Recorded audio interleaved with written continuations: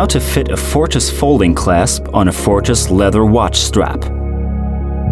Welcome to the Fortis workshop. In this short video, you will learn how to fit a Fortis folding clasp to your Fortis leather strap. By the way, this works exactly the same with our Cardura straps. First, you need a suitable spring bar tool. Open the folding clasp. Now, simply remove the spring bar.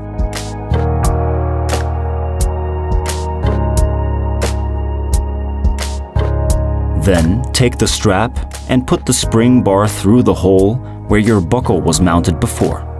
With the help of the spring bar tool, you can now position the strap onto the folding clasp. Press the lower part into the hole provided for this purpose, and then press the upper part with the tool.